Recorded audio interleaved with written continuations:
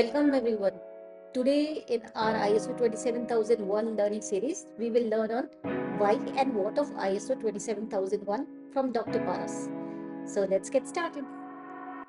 All right. So essentially, the ISO 27001 has a background of a business need where it can be a contractual ask from the customer or it can be a data driven need for the business as well. For example, there can be a BPO organization to whom the organization or the bank says, I will give you a contract, I will award you the contract only when you are certified on ISO 27001. So that's a contractual ask. The other ask can be that since as a BPO, you may process or transfer the credit card data from your network, or the banking data, or the customer data, or the biometric information. So, in order for you as a BPO to have access to this data, you need to have an ISO 27001 security certification. So, that's a business need. There can be a reputational need as well, wherein you need to position your business strategically into the market, or you want to gain some competitive advantage as well. For instance, a bank advertising in a newspaper that they have achieved ISO 27001 certification and hence their bank is more secure than others. The other example can be, let's say, a fleet management company achieving ISO 27001 compliance and they are going gaga about it that they are the first fleet management company to do this. So that's a reputation. The third one can be a customer trust where you are establishing some baseline standard of security. You are establishing the accountability of the business towards their consumers and the customers as well. So, for instance, if I have to do a business, I'm into an enterprise and I want to do a business with a company who is ISO 27001, my trust on that business will be more higher as compared to the organization who is non ISO 27001. Similarly, it also demonstrates that the company or the business is serious on securing the customer data. Thus, they have more accountability of the customer data. The fourth one can be a regulatory requirement. For instance, there can be geological requirement, there can be global or local sectoral needs as well. GDPR, we all know, is a very, very stringent regulation from an European Union standpoint when it comes to a data protection, and it is applicable to any company which is storing, processing, or transferring any European Union citizen data, even if that means that the organization is in India or let's say in the US, but they have access to the EU citizen, they have to follow the GDPR regulation. If they don't do so, there is a detrimental impact of 4% of the global revenue on the organization as well. So that's the another point, which is the global or sectoral need or a detrimental penalties which can drive the adoption of ISO 27001.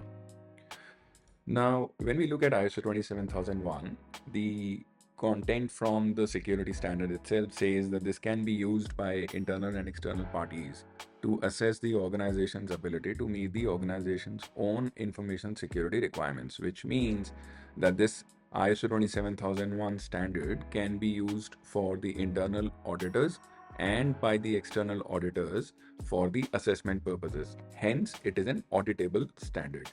Now, on the contrary, ISO 27002, which is a supplement to ISO 27001 security standard, it says it is to be used as a reference for determining and implementing controls for information security risk treatment in ISMS. It can also be used as a guidance document for organizations determining and implementing commonly accepted information security controls, which means that this is a reference and a guidance document for an organization if they choose to implement controls based on the risk treatment or a risk assessment, or if they want to implement controls based on their internal audit results. So it is a reference document for the organization. So, if ISO 27001 is auditable, then how many controls should be implemented by the organization? And also, is it relevant for small size business as well? I think that's a great question. So I will start by answering the second question first. That is it relevant for small size businesses as well? And the answer is yes. We have talked about the benefits of ISO 27001, so it is relevant for all the size and kind of the businesses. Now, on the first question that you have asked, how many controls should the organization implement? So there are 7 mandatory clauses for which the organization will be audited against. Now, these 7 mandatory clauses encompass multiple outcomes or the actions that the organization need to do. For example, they need to develop statement of applicability, they need to have ISO 27001 scope, they should have steering committee, they should have an information security policy and objectives. This policy should also define the role and responsibility of the steering committee and the information security team. The organization should carry out risk assessment, they should do risk treatment as well. Resource and team allocation should be there, team competence and experience should be evaluated. Information security awareness should be carried out across the organization, and reviews with the steering committee should be done on a periodic basis. Along with this, the internal audit should be carried out by the competent internal team or the individual, and any non-conformity or corrective action should be taken care of as well. So these are the mandatory things that organizations should take care when they are embarking on the journey of ISO 27001. All of these that I've just talked about are non-negotiable and must be established by the company before they go in for the external audit on ISO. Now, when we come to the annexure controls, that's about 93 in number. They are spread across the organizational controls, they are spread across people and physical controls, and also technological controls, which will enforce the control implementation across the organization. So you can have administrative control, you can have procedural control, you can have technical control.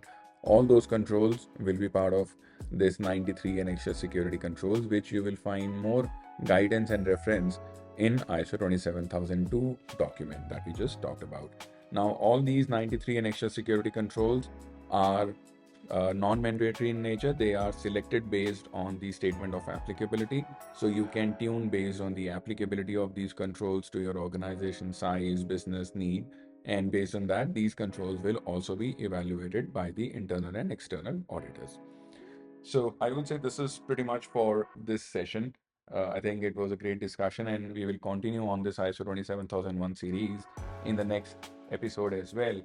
But meanwhile, if anyone of the listener has any question onto the content that we have just shared, please feel free to put a comment, and we will be happy to answer those in the comment boxes as well. Till the time we get to a new video, take care and see you.